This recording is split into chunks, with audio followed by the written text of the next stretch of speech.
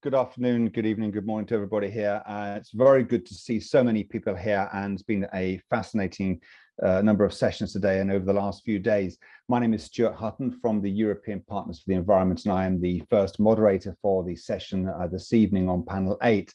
And we're looking at the Africa-European Blockchain Partnership and looking at this as a cooperation as equals. My opening remarks are focusing around the fact that Africa and Europe want to meet their sustainability objectives in time, and the game needs to change.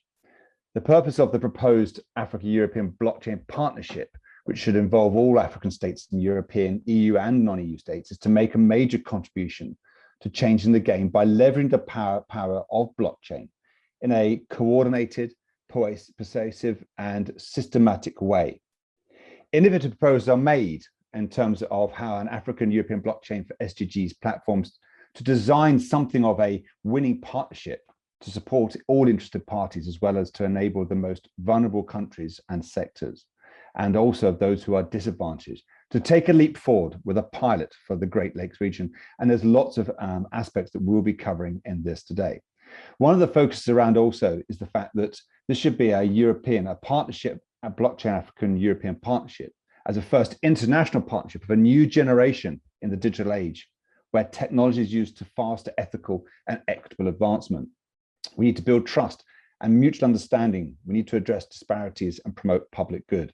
We need to transform society to become more just, prosperous, and resilient. It's to support the implementation of the African Union 2063 agenda, its Green Recovery Action Plan for 21 to 27, and of course, the European Green Deal and Member States recovery plans. In this first section today, we're actually going to have a panel of 4 speakers looking at the African European Blockchain Partnership as a cooperation of equals. And I'd like to invite first Mr. Raymond van Ermen of the European Partners for the Environment to speak first. Raymond, over to you. Bonjour.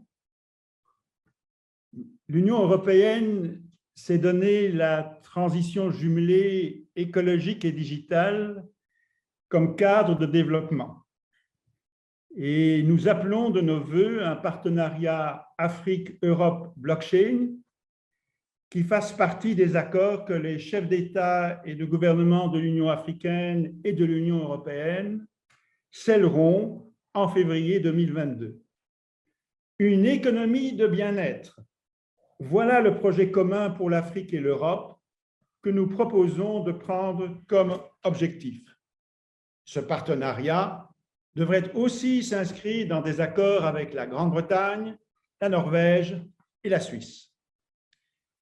Nous sommes heureux de la participation à ce panel de hauts représentants de la République démocratique du Congo, du Burundi et de la représentation de la France dans le cadre du European Blockchain Partnership, sans parler évidemment du soutien magnifique que nous avons reçu de la présidence slovène de l'Union européenne. On ne les remerciera jamais assez. De nombreuses idées voient en la blockchain un game changer, un changeur des règles du jeu pour le monde des entreprises, de la finance, des autorités publiques et de la société civile. Les conférences d'experts se multiplient en Europe comme en Afrique. Le rapport du Forum de Davos présente la blockchain aussi comme un game changer dans 8 grands domaines. Et c'est sur ce concept de game changer que EPE focalise son action et que ce que nous proposons, c'est une rencontre en quelque sorte entre l'offre blockchain, les experts de la blockchain, acteurs de la transition digitale, et ce que je vais appeler la demande, les acteurs de la transition vers un développement durable pour travailler ensemble sur ces game changers. Et le partenariat que nous prônons sera un partenariat transformateur dans de multiples domaines. Ce partenariat devrait aussi être un partenariat entre égaux. Dans le domaine de la blockchain, on peut d'ores et déjà constater que les gouvernements, les GAFA, IBM et de nombreuses multinationales, institutions financières et banques développent des stratégies blockchain. Mais est-ce tout quand on dit partenariat entre égaux? Pour nous, un partenariat entre égaux est transformateur. Cela a plusieurs dimensions. C'est bien sûr d'abord un partenariat entre égaux entre l'Union africaine et l'Union européenne. C'est aussi un partenariat entre égaux entre pays riches et pays pauvres. C'est un partenariat entre égaux entre le monde des affaires et les petits producteurs. C'est un partenariat entre égaux entre gouvernement, business et société civile. Pour un partenariat entre égaux entre États d'Afrique et d'Europe, le récent rapport de la CNUSET de UNCTAD sur la blockchain, de la GIZ sur la blockchain comme une opportunité pour l'Afrique, et celui adressé au Parlement européen sur la blockchain et le commerce international donne une feuille de route que nous souhaitons mettre en œuvre. Nous proposons la mise en place d'une plateforme Afrique-Europe, blockchain et objectifs du développement durable. Pour EPE, le thème de l'empowerment est capital et le plan d'action qui devrait résulter de nos discussions et des suites qui pourront y être données devrait porter en particulier sur cette question. Mesdames, Messieurs, pour terminer, je voudrais conclure en rappelant que l'Afrique et l'Europe ont besoin l'une de l'autre. Des enjeux stratégiques, des questions de migration à celles du climat, de l'agriculture aux minerais, nous lient. Il faut créer les conditions de plus d'innovation, de confiance, d'empowerment. Faisons donc de la blockchain un outil pour que dans le cadre de la mise en œuvre des objectifs du développement durable et vers une économie du bien-être en Afrique et en Europe, personne ne soit laissé derrière. Merci de votre attention. Over to you, Stuart. Merci, Raymond, and thank you very much for your opening comments on that. I'm going to move straight on to our next speaker on the panel. This is Dr. Sean Conway from ICSO Foundation. Sean, if you'd like to please give your presentation. Good to see you. Hi, thank you for inviting me, and this is a great opportunity. I'm speaking both as an African, born and bred in Africa, as well as working with a leading foundations who are developing the technologies and now leading an ambitious program, which we call the Earth Program, which is to fund and implement an ambitious program of research and development on how these technologies can be used in the context of sovereign technologies, sovereign chains, and networks that form a new type of internet. And this internet really should be owned by everyone. It should be not rent-seeking, and it should meet the needs of local populations. And so our mission is really informed by, and I think validated and given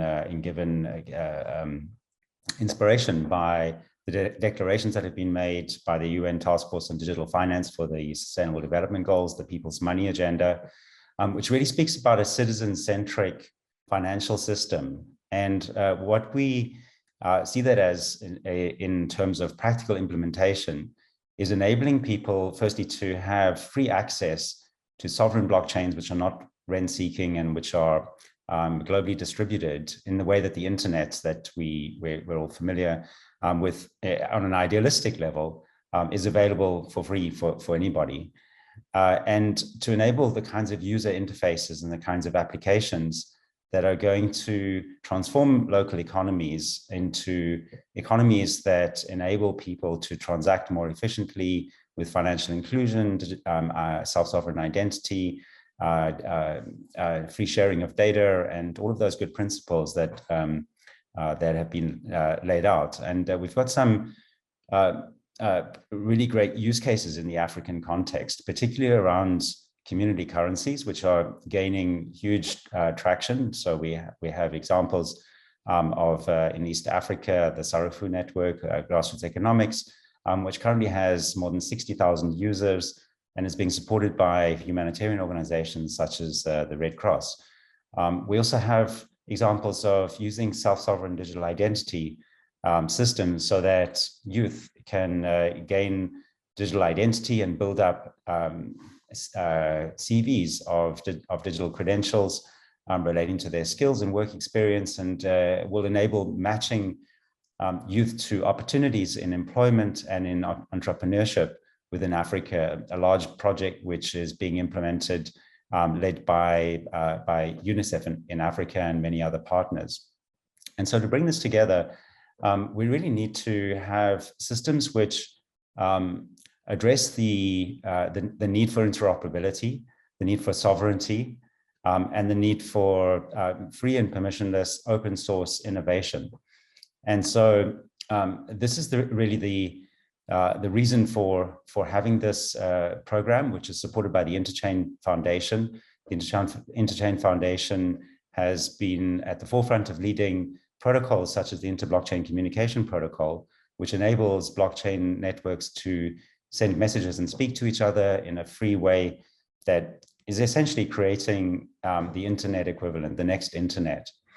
And these technologies are really most relevant, we believe, in the African context and developing world context, where they can be huge game changers if we implement them in the right kinds of configurations and in the right kind of economic models.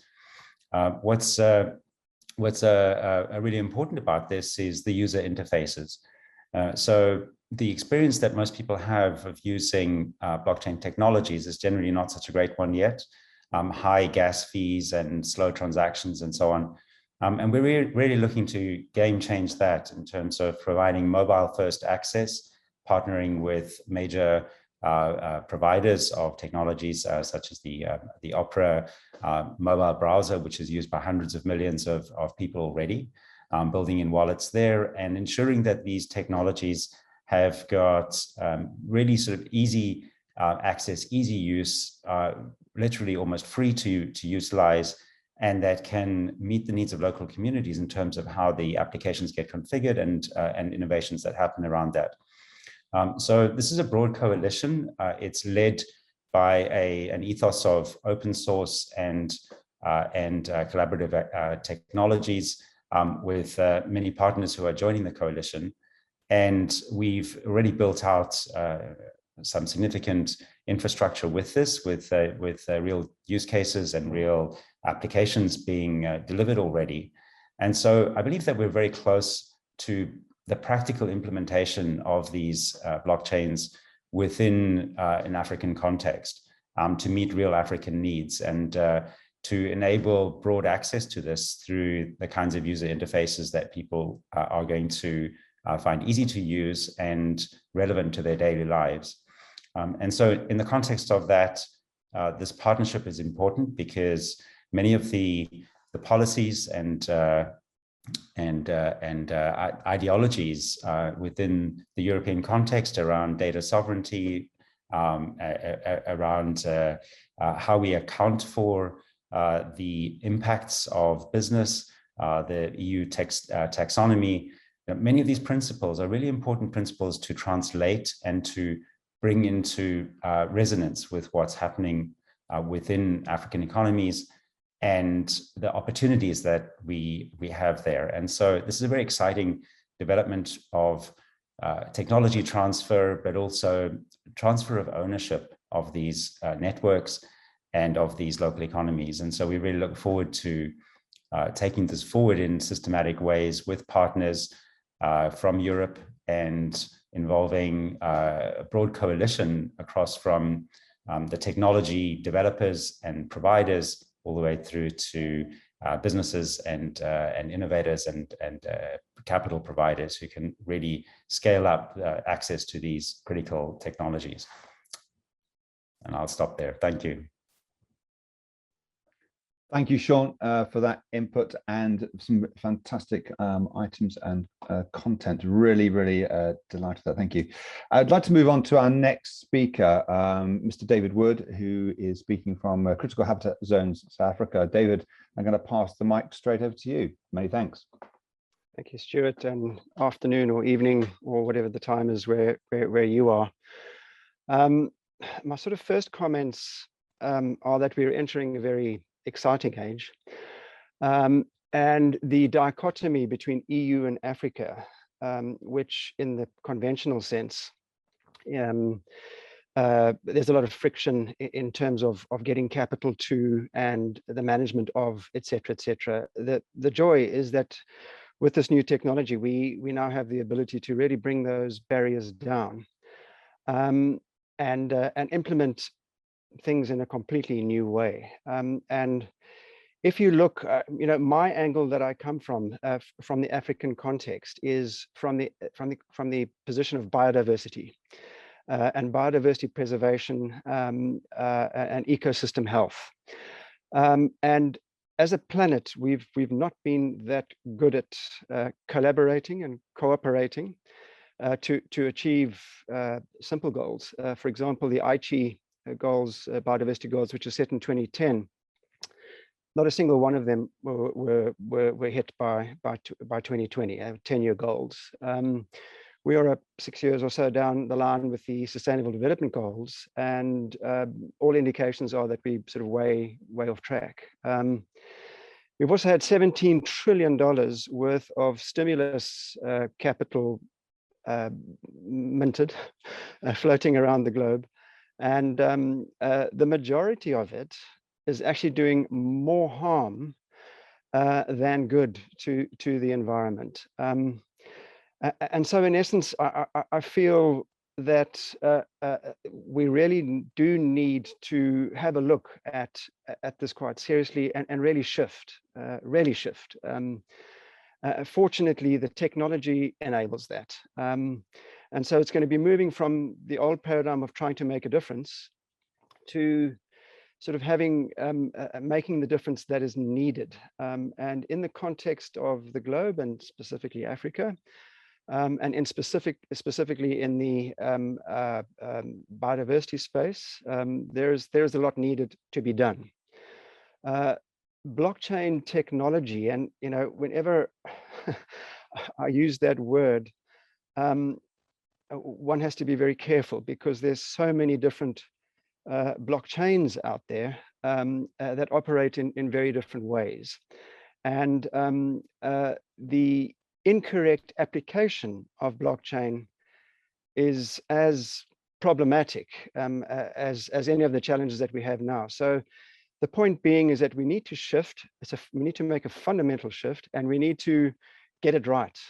And if we do get it right, that opens up a number of phenomenal opportunities in terms of the way that we collaborate and the way that we interact, and whether that is Africans amongst Africans or Africans amongst Europeans or whoever it is. Fortunately, and this is the advantage that we live in, we are all those barriers are now coming down.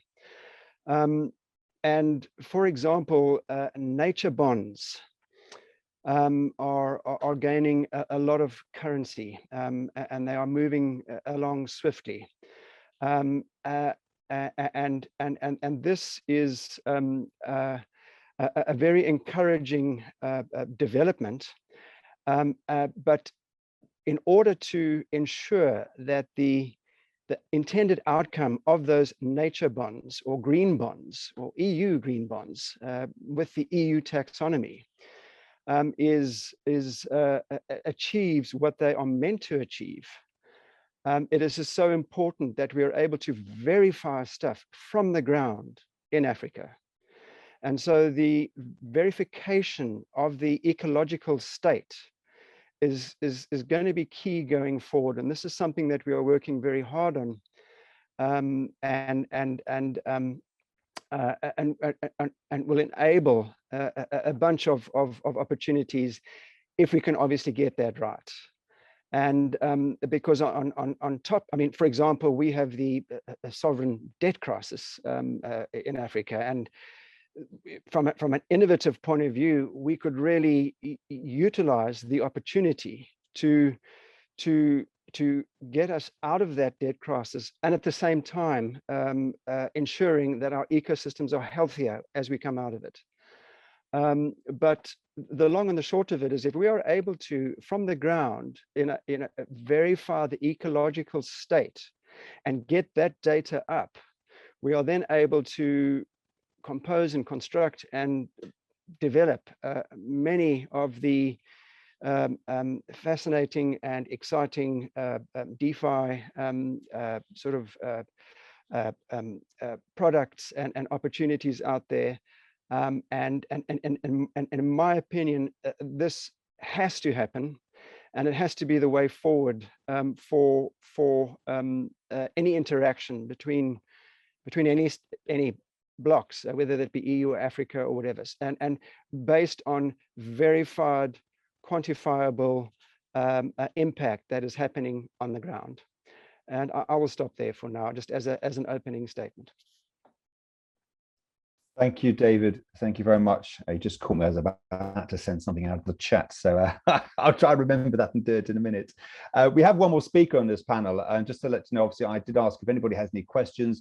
We hope to have a little bit of time before we move on to the second part of this panel where questions can be asked. If you would like to send that in the chat, please do. I'm happy to ask those, or if you'd like to ask them in person, we can do that as well. Not a problem at all. We are obviously in a very strict time frame. I do want to keep on board with that. So I'm going to come to our final speaker for the first session, Mr. Lucas Zeringer from Positive Blockchain, who will be joining us here. So Lucas, I'm going to hand over to you if you are there. Just checking. You are here. Fantastic. He's here. He's here. We can hear you. No problem at all. So, Lucas, I think you cycled a long way to get here, so I'm impressed. So please, over to you. I read very well, and I'm really glad to be here. I also joined previous speakers in the different thoughts regarding the EU-Africa partnerships. We've been also discussing with the EPE as Positive Blockchain for a couple of months regarding this project, and we're really excited about the progress, but also all the all the new collaborations and discussions that emerge out of that. And I think that's really important. I've been also closely connected to many associations and blockchain communities out there, especially in the field in different African countries. And for me, it's really interesting to witness the progress, but also all the challenges and difficulties that we see. So for today, I thought it would be relevant to cover just few examples of projects. There are already many projects using and trying to deploy blockchain in the field in different areas of the Sustainable Development Goals. But I thought it would be interesting to pick a number of those which actually highlight the role of international cooperation and partnerships between private, public companies from Europe, and Africa, and of course other regions in the world. So I have I think 4 or 5 slides for that, which I will display. This is basically the work we're doing at Positive Blockchain. We are monitoring open source database, open database of projects in the area of blockchain for good in many sectors. So feel free to visit the website also if you want to explore use cases, benchmark applications in different regions of the world and in different SDGs. So the first one that I pick is the UNICEF Giga Connect. So as mentioned by Sean, UNICEF is very active in using emerging technologies on the field, and especially blockchain. They have a number of investments made in that space in different startups. The Giga Connect is a good example to show how international effort can really improve the management of public infrastructure related to one of the critical goals, which is even more critical in the time of COVID, bringing internet to everyone, especially to schools, to ensure proper learnings and development. The UNICEF started in 2019 with the partner International Telecommunication Union, which is also an agency of the UN. And they launched Giga, which is a global initiative to connect every school in the world. Governments are usually responsible for rolling out such development for school and ensuring that there's strong consistency in connectivity within the nation states. But there are many challenges, as you know, in centrally managed systems, many stakeholders from private, public sectors, many blind spots to ensure the infrastructure and service is properly provided. So the state of the current distribution is very fragmented. So in Sierra Leone, for example, in Africa, you have the majority of schools that are actually within 3G coverage, but there are only 200 schools out of 100,000 that are connected. And in Rwanda, nearly all the schools are within 30 kilometers of the fiber network, but you still have 43% of them which are without internet. So the Giga is now working under the fellowship of the Ethereum Foundation to try to apply blockchain technologies in many of the involved processes. For example, dealing with the bidding of bandwidth of the internet, also monitoring connectivity and speed, automate appropriate payments, create transparent procurement, but also incentivization schemes. So they started this year, and we're looking forward to see the progress on how they implemented the blockchain to make a better access to internet for Africa, which is highly needed. The next one is also trying to bring equality, especially for farmers who are facing climate risks, by providing them with smart insurance products. Perhaps many of you have heard about this case. They communicated quite intensively in the past month with the progress they did in Kenya. In a matter of fact, according to the Global Innovation Lab for Climate Finance, you have only 20% of small holder farmers which have access to agricultural insurance in developing countries. In sub-Saharan Africa, it's only 3%. And insurance are often very mistrusted and very foreign to farmers. They cost a lot. It's very difficult to ensure commercial viability and affordability of these products. And this is really something that blockchain can address, especially with the use of smart contracts, which can really bring low cost and high scalability for such micro insurance products. So the German blockchain startup Etherisk partnered with Acre Africa, which is an organization in the ground, a service provider for agriculture-related financial services and products. And they claimed in July this year to have already onboarded about 17,000 farmers in their smart contract platforms, and they are aiming to reach 250,000 in Eastern Africa only. So good progress, and that also shows partnership with private companies from Europe and Africa that are taking place. The next one is also very key, especially related to partnerships between governments and also international aid and cooperation. The German bank KfW is very active in developing infrastructure-related projects for health, for utilities, for energy, for road constructions, and they frequently have the issue of lack of trust and lack of transparency of the use of funds, and also very difficult cooperation with many stakeholders on the ground, many international stakeholders for the development projects. They have launched a platform already 3 years ago called True Budget, and this platform basically allows for better visibility of the projects, whereas you can see a lot of financial flows, but also a lot of data in real time of the project itself, which can be accessed on a platform, which is a collaborative and open source platform by all the partners in real time, right? So that really something where they try to foster accountability, communication, and cooperation. And I think it's really highly needed as well when we talk about EU-Africa cooperation. It was successfully implemented already in countries such as Burkina Faso, Ethiopia, and other regions in the world. The next one is KimboCare. KimboCare is a relatively recent startup trying to connect Cameroonians in Europe who are supporting healthcare in the home country. You know the case, people from Cameroon come to Europe, they settle down, they get a job, they get the possibility to financially support their family and relatives back home. But sometimes they have the issue of sending money for typical financial transaction issues, but also the question of trust. Even if these are friends or relatives, you don't really know what will happen with the money. And some people are reluctant to create these bonds. What KimboCare is trying to do is to remove the sending of money, but rather have Cameroonians directly support healthcare expenses of their relatives in the home country. So they have created a number of partnerships with clinics and healthcare networks in Cameroon, so that people in Europe can directly support the healthcare expenses in a very trustworthy and transparent fashion. All right, so there's also an interesting way how you could use blockchain in such a case. It's perhaps a little bit untraditional case, but I thought it would be interesting to mention it. Also highlighting that link between the EU and Africa.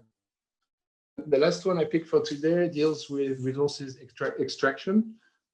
As we know, it's also something really important also in the area of minerals, agri-food, forestation, biodiversity, as was mentioned just before. There are new findings that have been recently published on a project funded by the UN FAO in the Ivory Coast. And the project involves a few organizations such as a local women organization and 2 UK organizations, the Resource Extraction Monitoring and Gaia Chain.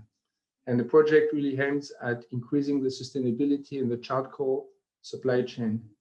The charcoal in Ivory Coast is used by 47% of people as a domestic energy source, but there's a lot of bad charcoal management, and the supply chain is leading to a lot of deforestation case, but also misuse of the resources. The market is very informal, very unorganized, and really prone to corruption. The partners together launched the Charcoal Trace, which is a traceability solution that really tries to fight the illegal market with better visibility on the provenance of charcoal, trying to increase the trust with all the stakeholders, and also facilitate payments of environmental taxes and the organization of some documentation which is related to the trade of charcoal. Yeah? So this is also a project that has been allowed thanks to international cooperation. We see that all these projects are already being successful on the ground. They have been, they started in the past few years, so we start to see more and more results.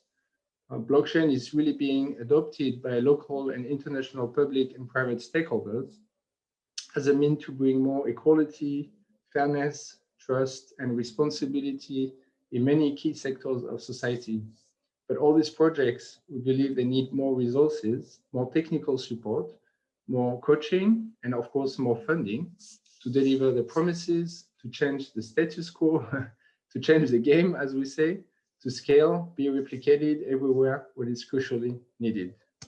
And we're really supporting this development and hoping we can get to all the support these projects would need, especially in the case of the EU-Africa partnership. Thank you very much. Thank you very much, Lucas. Much appreciated, and thank you for also sharing your screen and obviously introducing us to some of the examples. So we are now moving kind of through this time relatively quickly. Thank you for the first 4 speakers for sticking to their time. This is good news. We have a couple minutes. Are there any questions that anybody would like to ask? Please do feel free, and you're also welcome to the chat line. I can see in the chat box there's nothing there that's come through at the stage. And so obviously we're quite happy to kind of move on to the next stage and obviously ask my colleague to pick up with this. So we have 6 speakers for the next panel, and then we do also have final concluding comments. So I think what I'll do, we'll move on. Thank you, Lucas, for the link to the slides.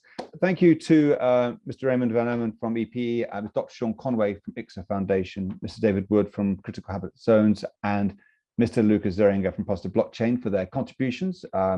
Very, very helpful. I'm going to hand over to my co-host tonight, Jarita Christie, who also works alongside me at EPE. Jarita, the floor is yours.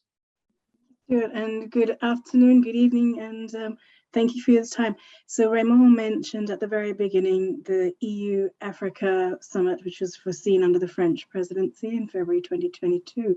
Let's hear from a suite of panelists to how they can propose and create a pilot as towards an action plan of partnerships. We'll hear first from Mr. Simbomana Cyril, the first advisor of the President of the Republic of Burundi. After that, Ms. Michelle Chavuni, the CEO of Global Policy House, ambassador, and also the GBBC and World Union of Small Business Ambassador, Mr. Pierre Champsauveur, Blockchain for Good from France, Ms. Sandra Rowe, CEO of Global Blockchain Business Council, Ms. Perrine de Cotelon, and the French representative of the Blockchain Partnership. We may hear from Mr. David Kamhua Masubao, the Special Advisor Are you here? Aia, tu help toaleti to bona. Pro, a to tu takai.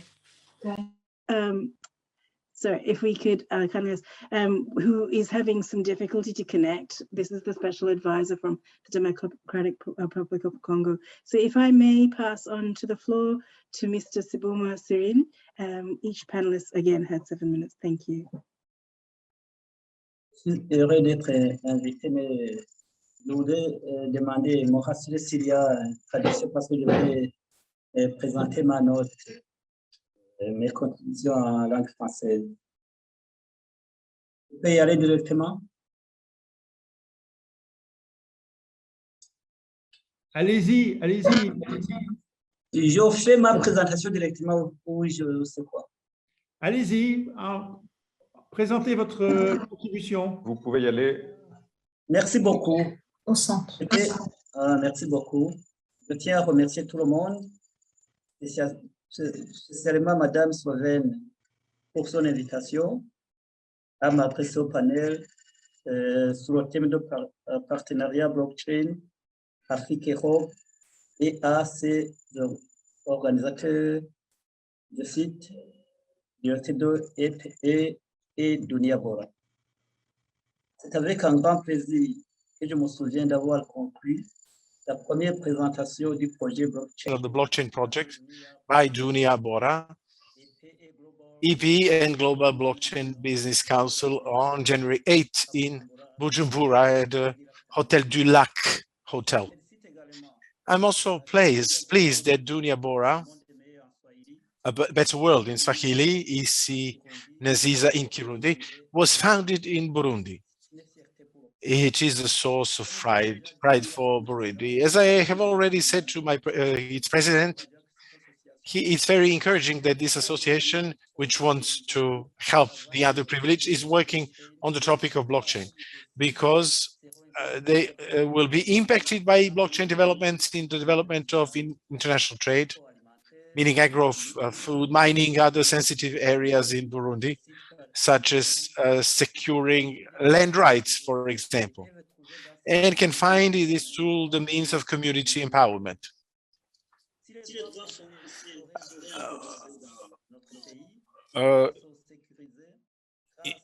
Indeed, land rights are essential for Burundian population who wants to invest in on the long term without fear of losing one day. Ladies and gentlemen, since I have been in contact with the president of Dunia Bora and the president of EPE, I explored the blockchain world. And the Sustainable Development Goals want to eradicate poverty, protect the environment, and promote peace and prosperity for all in 2030. This could not be achieved if we do not put at the disposal of the world evidence-based data to stimulate all actors to take the best possible inclusive measures so as to be able to fill in bridge the gaps and leave really no one behind.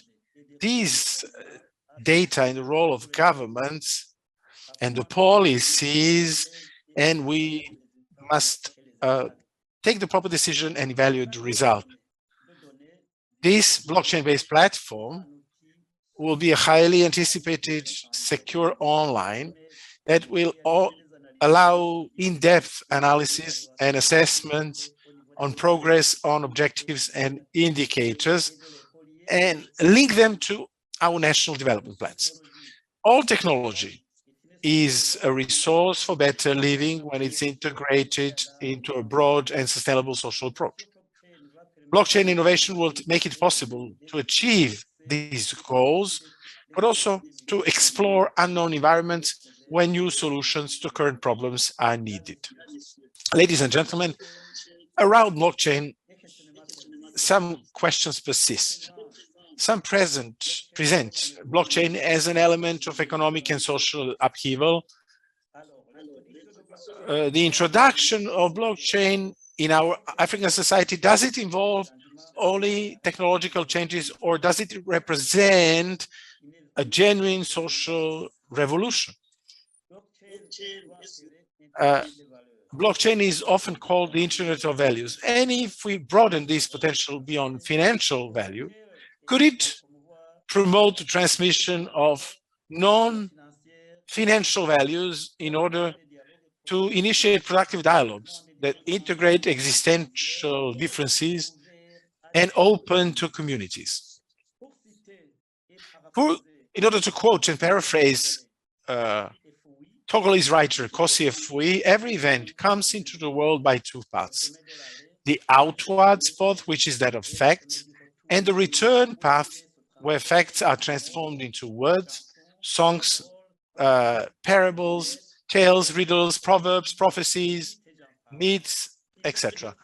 Deprived of this return path, facts wander in a world suspended between manifested things and possible things, but not quite happened and not quite possible. Could this writer serve as a springboard for us to make blockchain a round trip? I trust that through the presentations of the panelists and the comments of each other, these questions will be answered. Burundi is very happy to be associated to the Great Lakes pilot project because we see this as an equalizer of opportunities. I'm also happy that the theme strikes a chord as to the relations between Africa and Europe blockchain partnership. Europe and Africa no longer steer dreams. Left unchecked, it could sometimes be seen as Africans. It will require innovation, energy, and symbiosis, and collective intelligence is a common will to build it together. Multiple and rich Africa and a multiple and rich Europe, without denying differences, would it make possible to work together towards a win-win partnership? Hence the judicious choice of the rich theme, Africa-Europe blockchain partnership, cooperation of equals. And thank you to associating it with me. Africa is undergoing its institutional transformation day by day. Just to name the continental free trade area with the objectives of cleaning up the aspirations common to the entire continent, namely peace and security, migration and mobility, and wealth as a trade. We will be happy to participate in the meeting planned for January 22 and contribute to its recommendations for the Summit of Heads of State. Blockchain interests Burundi as a laboratory of what would be an equalizer of opportunity levels, so that the country, which is full of raw material and unparalleled development opportunities, can attract investments. In the context of Burundi, the time has come to develop any technological opportunity likely to have both solid and relays in terms of structural costs. We hope for a dynamic blockchain where a gender platform dedicated to the promotion of education, entrepreneurship among young people, and mentoring of women stands out. We would like to explore solutions based on blockchain technologies organized in ecosystems to supervise and control the poles of activity that can become the lever of a new economy. We would like to involve public banks, long-term financing instruments, not dependent on shareholder pressure and market interests, and value chains, particularly in the agri-food sector, which play a major roles in Burundi.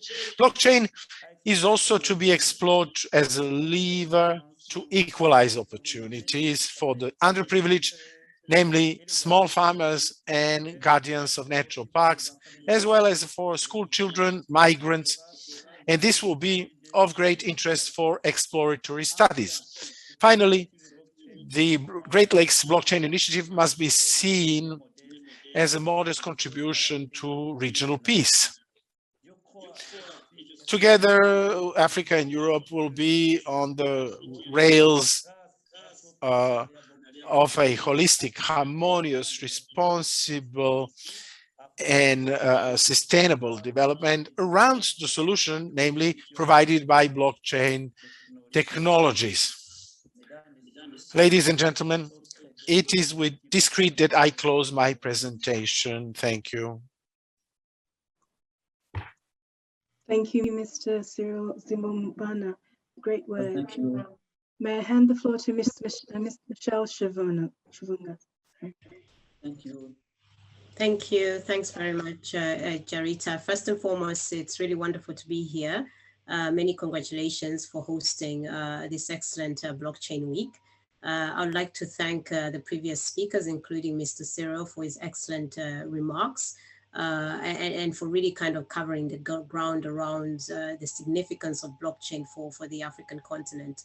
I think, I'll speak more around the engagements that I have been having both, at the African Union level, as well as also, working in industry with many stakeholders across Africa and also across the UK and in Europe as well.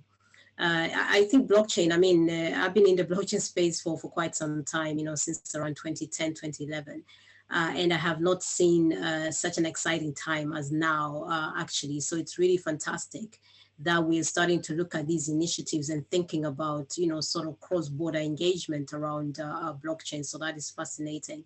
I think given what's happened, the transition that we've had with COVID, as well as the general, shift into the digitalization agenda is really paving way, to really engage with blockchain across the world, not just in Africa.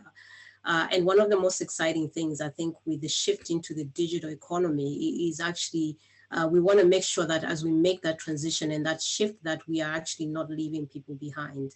Hence why I think this initiative is particularly significant and very, very significant for Africa.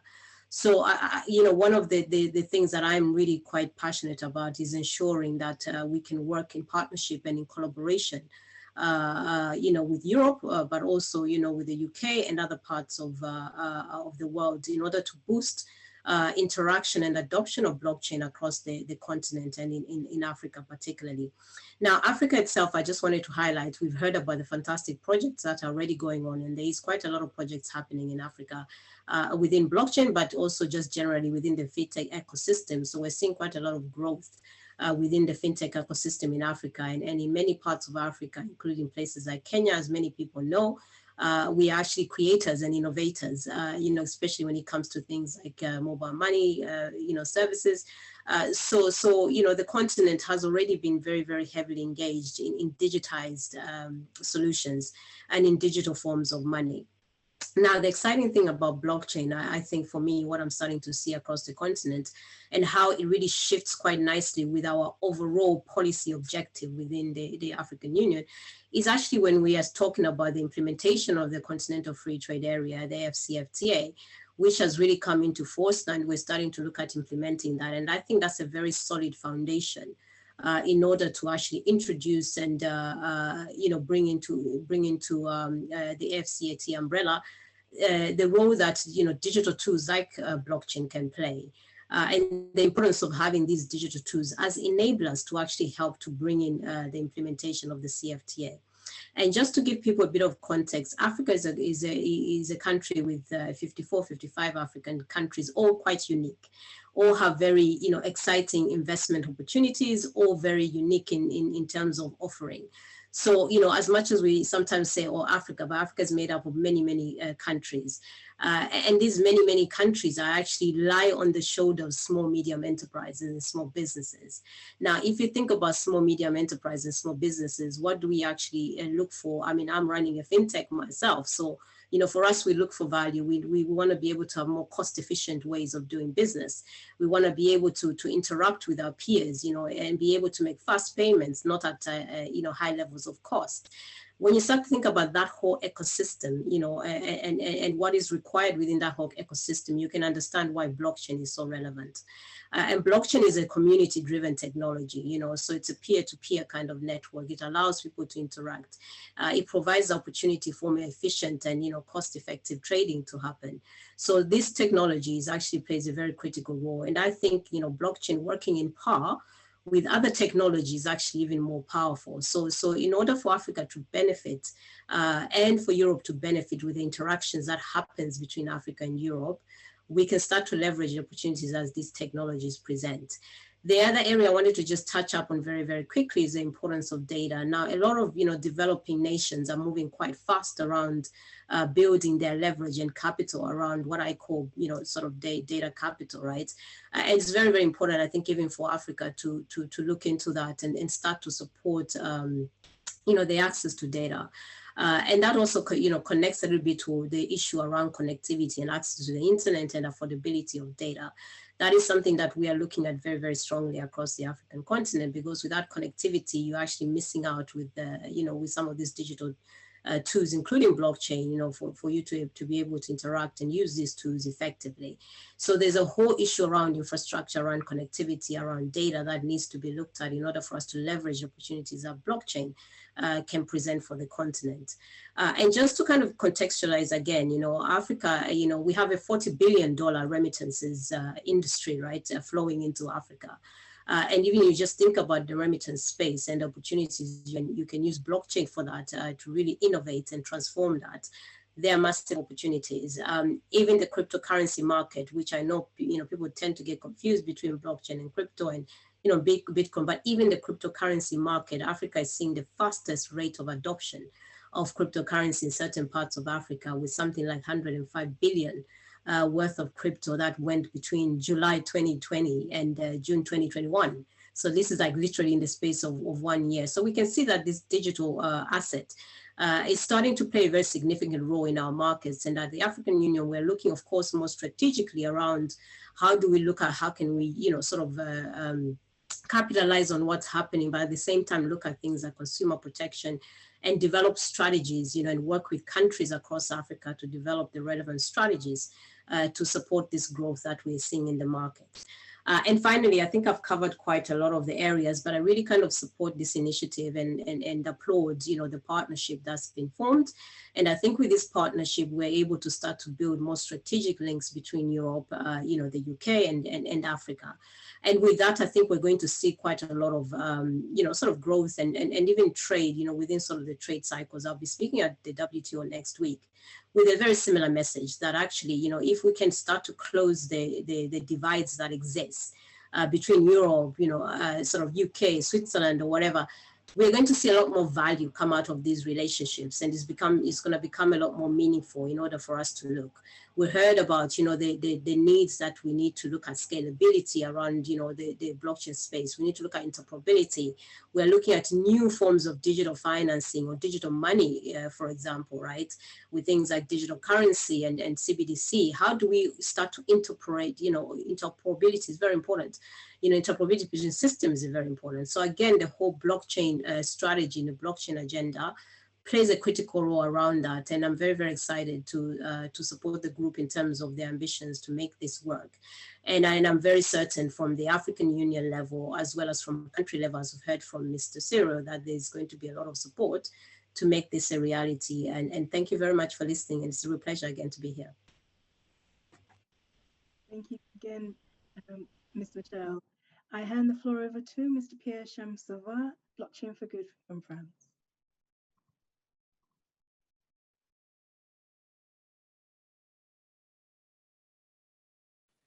Yes, thank you. Thank you, everyone. If I may share my screen, if you allow me. Yes. Hi, everyone. In order to change a little bit and to make good use of our translator, I will do my presentation in French, if you don't mind. I like minorities. I'm a minority myself. I'm talking to you from Nairobi, 15 plus on the continent, several countries. Most of them French speaking. Oh, you see, I didn't even realize that I was going in English. That's okay. So I'm mainly working in the financial industry, sustainable finance ecosystem. But today I will be representing Blockchain for Good, a French-based association with partnership in Africa. You had already heard some of one of our partners with Luca from Positive Blockchain. We've been working with them this year in order to curate 500 and plus active project on the field in the crossroad of blockchain and sustainable development. And we heard a lot about the blockchain opportunities, what the technology can do, and so on. But I would like just to remind everyone about an emergency we are all facing on climate and social inequity, and this is even more visible when you are here on the African continent, where the context is already tough in general for most of the populations, and a very young population that have very low opportunity, and now with all climate change and the way I would say economy has turned, it gets even tougher, and maybe this technology that is got in his DNA some high level of trust, of transparency, of automation, and of value creation, of new type of value, of token. Maybe this technology actually is really a game changer for Africa, even more than for Europe, and this is one of my strong belief as a person, but that's another story. What we can see is that, like, most of the project linking sustainable development and blockchain are addressing finance, health, identity, and logistic, and energy, and agro. This is basically the main subject you can find, and this is true also on the African continent. On our curated database, we identify 53 active projects. I mean, there is, when I say active, that means that they check a certain number of criteria about the effectiveness and the implementation of the project, not only some call for action and some fake it till you make it, but real project with field experimentation. So this is around 12% of the project we have on our database, and as you can see, most of it is about finance and insurance. And Luca told us, showed us some of the projects that were made, and I know Stuart also quoted, I think, the work from Grassroots Foundation in Kenya with his local currencies, backed with a DEX market, which allow them to be both very centralized into the less served neighborhood, but also to be able to be exchangeable on the global level at so it gets more and more efficient and liquid. There is a lot of subject also, some subject about identity and ownership, and here we talked about Lantatel, and Mr. Sibomana, highlighted the importance of Lantatel in the peace process, and this is something where blockchain can really make a difference, and there was few experimentation already that have gone. Some of them has collapsed, some of them are on their way. There is a very interesting things going on on the field in Africa, and there is things also going on in Europe in the same way. And I think these two dynamic need to talk to each other through this Africa-Europe partnership as equal. As we can see, there is also a project in agriculture and food, especially on traceability of the project. We have Lucas told us about what was done by UN on the charcoal in Ivory Coast, but we also have some example in Uganda for coffee that was made where all the data and the impact of sustainable investment is tracked through blockchain. If we go even more deeper into the entrepreneurship and that Michel highlighted it. It's not only foreign project with blockchains that are injected into the African continent. The African continent is innovating itself, and there is a lot of projects that are made from and for Africa. And what is interesting is that 40% of these projects can be qualified as impact first, and it's a higher level than the global qualification of blockchain project for sustainable development, which means that African entrepreneurs do actually care more about the impact they will do on the continent to face sustainable development challenges than just general project. And this is very interesting, and this is why the support and cross-border knowledge and financial partnership need to be settled for the future. Maybe if we look at what could look like a plan of action for Africa-Europe partnership, first thing first, I think if we want to make sure we have the efficiency required by the next 10 years left, less than 10 years before we need to reach the 2030 action plan from the United Nations, we need to define priorities. Priorities are defined per country. If we look at the Burundi and DRC, for example, mining was a big subject, but also forest management and natural resource management is a key thing. Probably also distribution of value through the value chain, and so on. So adapt the strategies to the priorities of each country in the common framework of the partnership. Engage with key sectors.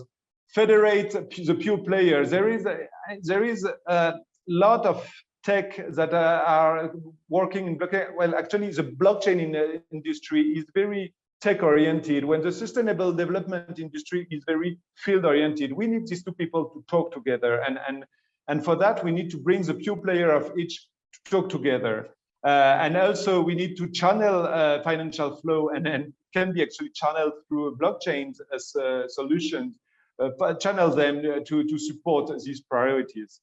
Second pillar will be, of course, the knowledge. Blockchain is a very young technology at the regard of the era of internet, and it's today, especially in Africa, there is very little interest yet from the academical corpus, and we really need the university and the computer science department of the African countries to look into blockchain, and to look into blockchain as a game changer for sustainable development. And so we need both education on blockchain and sustainable development to be raised up on the continent. We need to stimulate the meeting in between players. I mean, like in Nairobi, we have a lot of things going on, and it's very active even with COVID. But when I move to Kinshasa, I can see the players have got a lot more hard time. Even if there is very good thing going on, it's a lot harder to get support and to get visibility. And if you move to Yaoundé, it's even worse. And if you I can go that more and more. Like Mogadishu got a very good tech industry, but they have a really hard time to get in contact with the people that can make the difference. So we need to create a meeting. We need to create exchange in between all these people. And we need to promote opportunities. Promote opportunities shows that it can work. I mean, like there is very good example that are done. Usually they are done with for one project. Let's scale up. Let's give the opportunity to scale up. And I think that is very important also. And to know how to do it and to make it to show that it has been done. That's good for perennity. For long lasting, sorry. And at the end, I think one of the key will be to consolidate and bring together the people that are interested into this subject. Technology can give the ability to scale up and to leverage very fast. And this has been seen on the finance, this has been seen on communication. Well, this can be seen also on sustainable development. So we need to consolidate the players that are in this field, even if not everyone is into this sustainable development and blockchain game. We need these few people that are in to be very supported, connected, and to know the different initiatives that are going on. As Michel says, there is 54 countries in Africa, and if we bring all the initiatives in Europe as well that are a bit mapped, then we start to have kind of a coherent vision of what works and what's not, and where are the priorities, and where do people invest as a tech, and where they should invest compared to more sustainable emergencies, sustainability emergencies. So by knowing the people, by having the initiatives mapped, we will be able to mobilize financing and to develop partnership in order to support this development and to scale up and to leverage the blockchain technology as a real game changer for sustainable development. Some will say that I'm a dreamer, but what I see for the future, especially in the Africa-Europe partnership, is a fair distribution of value through the whole value chain, either it is on mining, on agro, or any other subject, on art, a fair distribution in between each player at each level. The second thing I can imagine, and this is more even closer to my work with central banks, is I can see the natural assets, the social asset, education, the growth of education, the cultural assets from African countries becoming a reserve for value into their public account for the country. Imagine you got your national currency that is no more indexed on the USD, but it's indexed on your forestal cover. It's indexed on your biodiversity index. It's indexed on the level on the number of children that goes to school, at primary school, secondary school, and so on. This is something tokenization of can bring, and this is something we can imagine for the future. And as we talked about digital identity and self-sovereign digital identity, we can imagine public services within our big country, because we have a huge challenge for African city that will grow up very fast, that are growing up very fast. We have got a big challenge to develop public services in this urban area that are centered into for the people, and with some automatizations that will ease the experience for the people and also lower the cost for the country to deliver a very high-end public services to this huge amount of people. So this is my last word for this presentation. But this is not a dream. This is something few people will make happen, and we will look at it and follow that with a Blockchain for Good association. Thank you. Merci beaucoup, Pierre. Oh, yeah. Merci beaucoup, Pierre. And over to Ms. Sandra Rowe, Global Blockchain Business Council. Thank you very much. And to the organizers, appreciate the opportunity to speak to you today and in particular to Raymond and Stuart and the entire EPE partners. We are very happy to be working with such amazing partners, and our values are very much aligned. And the speakers today, including one of our own ambassadors, Michelle, have really underscored blockchain as a collaborative technology, but also as a tour de force for culture change for all of us around the world, meaning for us to collaborate in ways that we've not collaborated before, to be able to rework and reimagine systems that actually are better for society. And today, I just want to share a few minutes with you about what GBBC is and how we're going to play a role, or we would like to play a role, in the European and Great Lakes Initiative. We really are excited to be able to do our part to support in this success as we go into 2022. So first of all, the GBBC was incubated and created by a group of entrepreneurs during Sir Richard Branson's Necker Island Blockchain Summit back in 2016. And then that idea was actually launched as a nonprofit Swiss entity at Davos, January 2017. So if you do the math, we're about to come up on our 5th year anniversary. We started off with a handful of institutional members and a handful of ambassadors around the world. And now we are at 350 institutional members, household names, Fortune 100s, all the way to startups you've never heard of. We hope you will hear about one day. And we really look to bring multi-stakeholder groups together. We have 130 ambassadors, which, by the way, about under 20% represent the continent of Africa. And we are actively looking to increase that percentage every year. So anyone who may be a good ambassador candidate, please do send our way. And why do we do this? We do this because we know we are not local experts. What we can provide is the macro environment or the macro views of what is going on in blockchain. We can also demonstrate what we see in terms of projects and initiatives that are going on that look like overlap. Maybe different groups need to talk to each other. Think of us as the ultimate global connector. We want to build bridges. We want to help multi-stakeholders talk to each other. And that includes public and private sector. So our original mission, 3 pillars: education, partnership, and advocacy. The early entrepreneurs knew this was going to turn into a multi-trillion-dollar industry opportunity. What also became obvious to us is that there could be great inequality in that generation of wealth. And our singular mission, along with the fact that this is a multi-trillion-dollar industry in the making, is the fact that we need to democratize the opportunity set.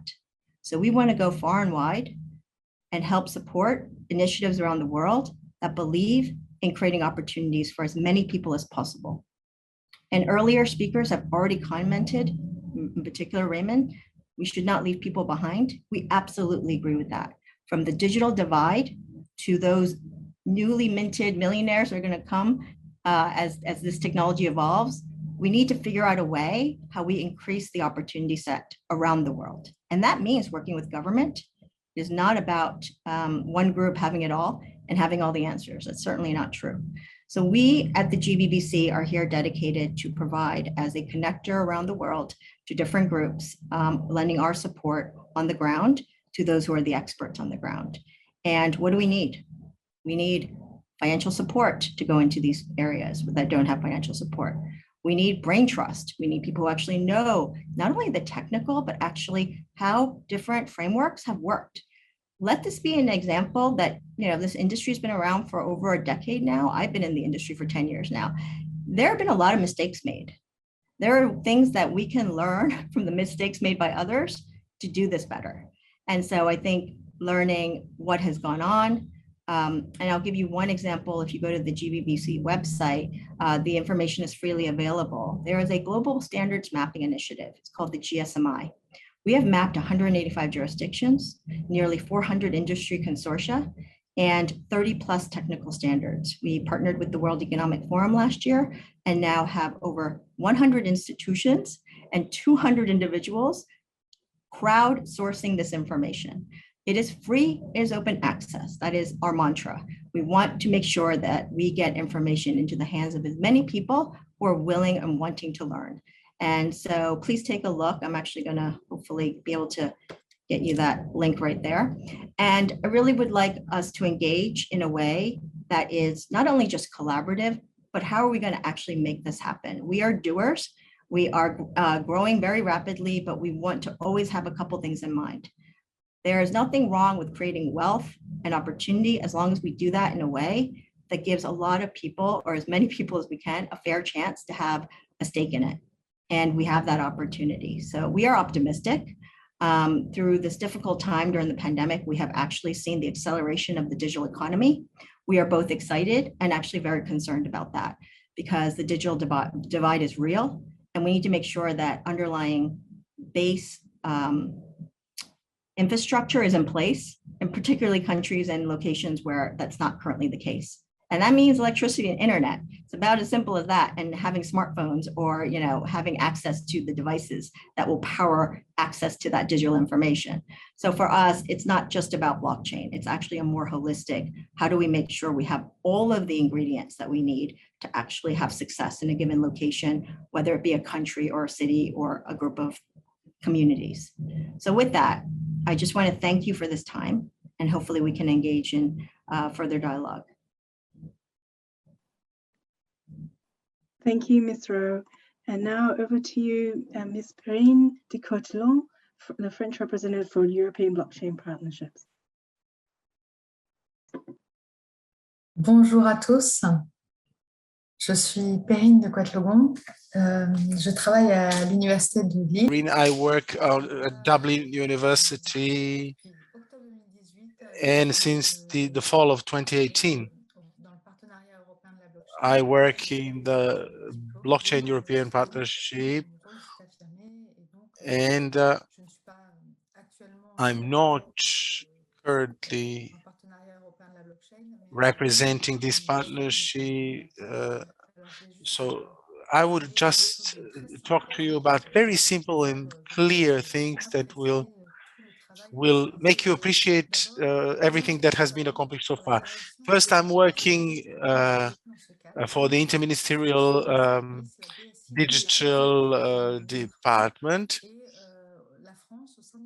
French in this European partnership has presented the case study of the diploma and notarization, traceability register, and finally, the last but not least is the auto-sovereign identity. The identity is really the case study that will, well, make everyone watch the going forward, because there will be a review of the EIDAS regulatory framework. It's like a leather wallet.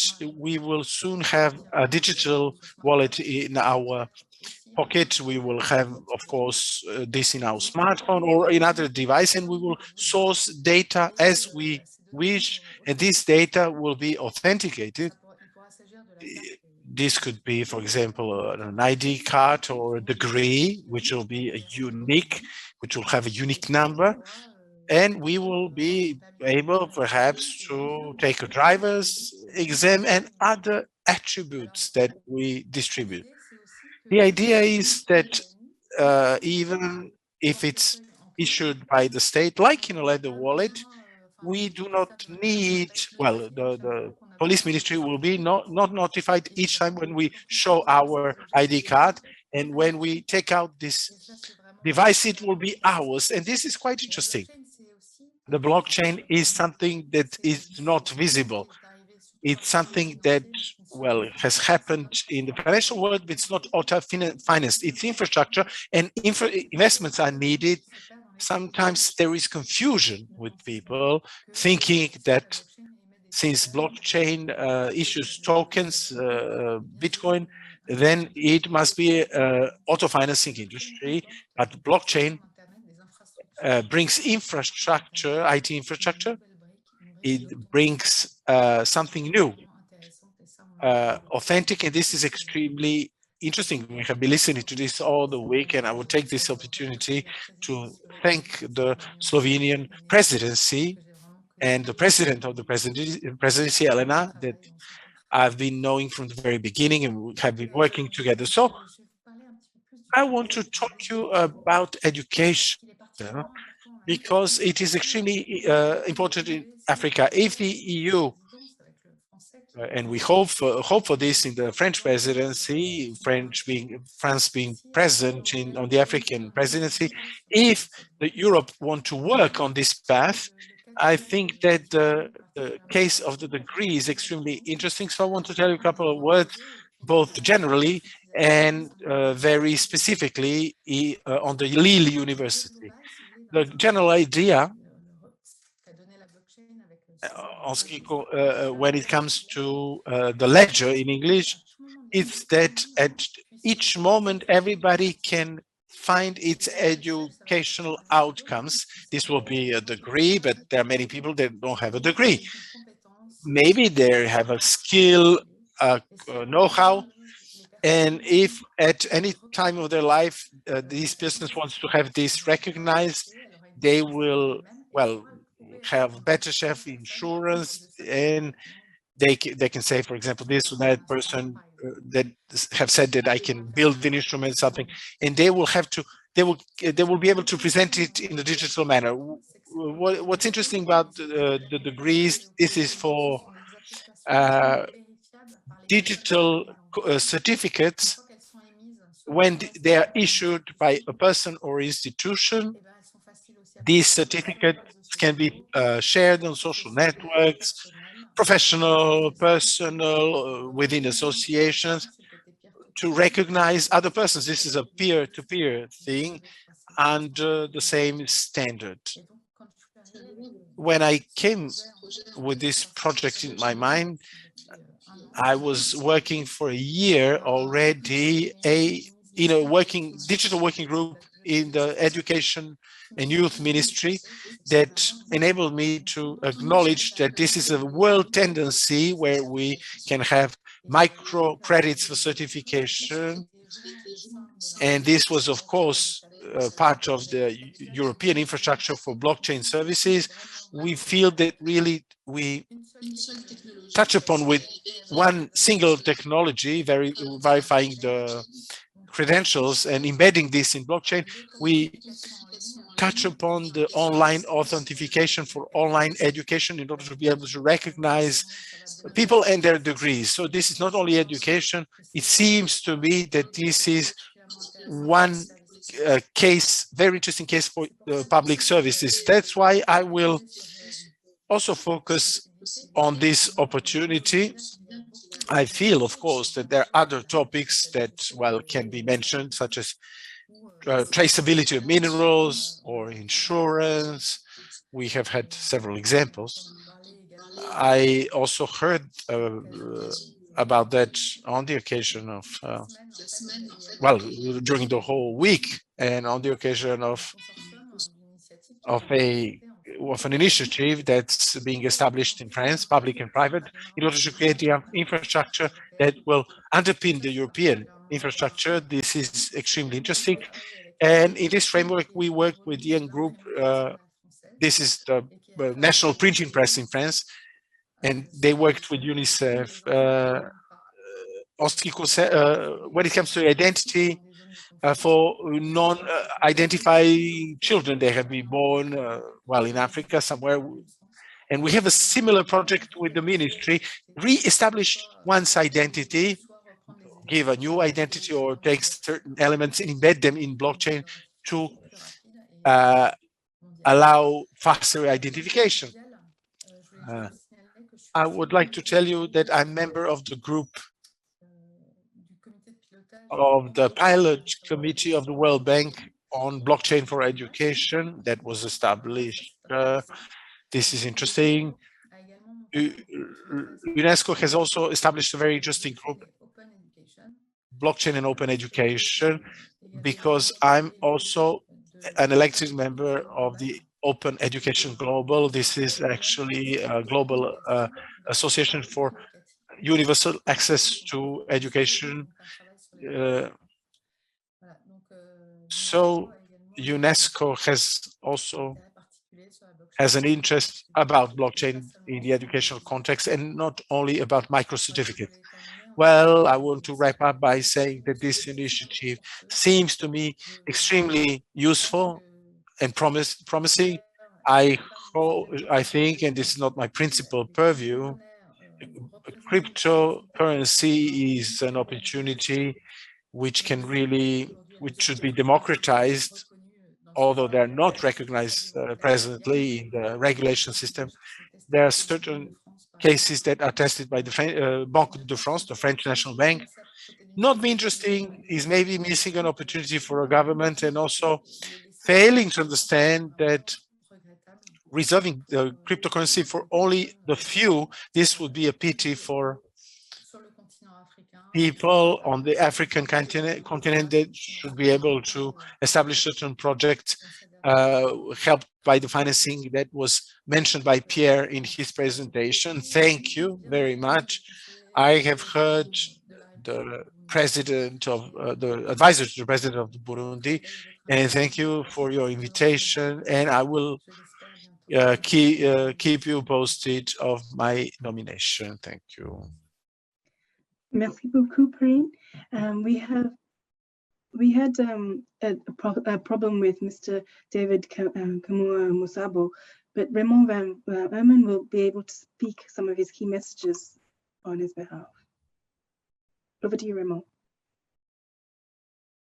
Oui, donc Monsieur Kamua s'excuse beaucoup, il a un problème de connexion.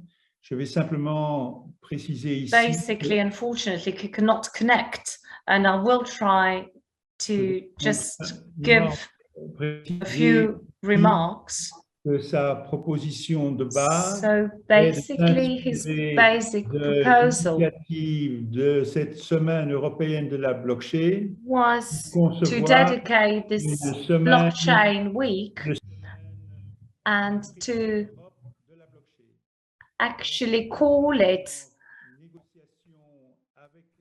the Blockchain Week Africa-Europe. We are in an initiative to organize an African-Europe Week of Blockchain and the Sustainable Development Goals. This is the main proposal on which his speech should be centered. We will have the opportunity after today's webinar to transmit to you in writing the proposals as they were confirmed by Congo. Well, this was all that we had to say. We give you. Merci, Raymond. And I'd like to take this opportunity to thank our esteemed speakers, Mr. Cyril Simbumana, Miss Michelle Shivugana, sorry, Michelle, I have to pronounce your name correctly, Mr. Pierre Chamsvar, Miss Sandra Rowe, Miss Perrine de Catteron. I have one rhetorical question as the moderator, and that is, we heard from Ms. Michelle and Mr. Cyril about the African Continental Free Trade Agreement implementation. We know that that is going into phase 2 of the implementation, and the pilot that is proposed from the EP is an excellent example of implementation measures as part of the e-commerce and the sustainability chapters in the trade agreement. And maybe we could explore this further. But I thank you for your time, and now we would like to hand over to our speakers for the closing remarks.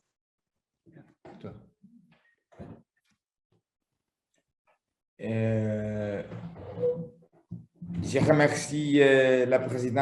want to thank the Slovenian presidency to you for inviting me to speak to the panel, Europe-Africa Blockchain panel.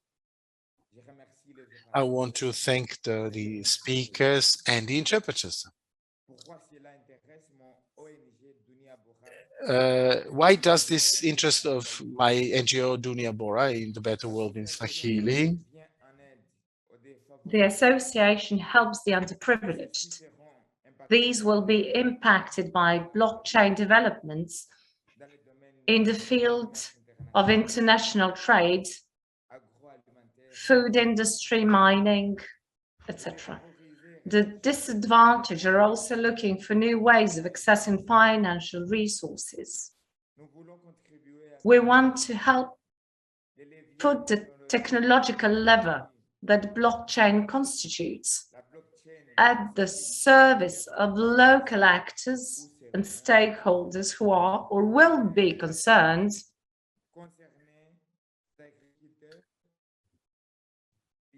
namely farmers and their cooperatives, natural park guardians, local authorities, women, indigenous peoples.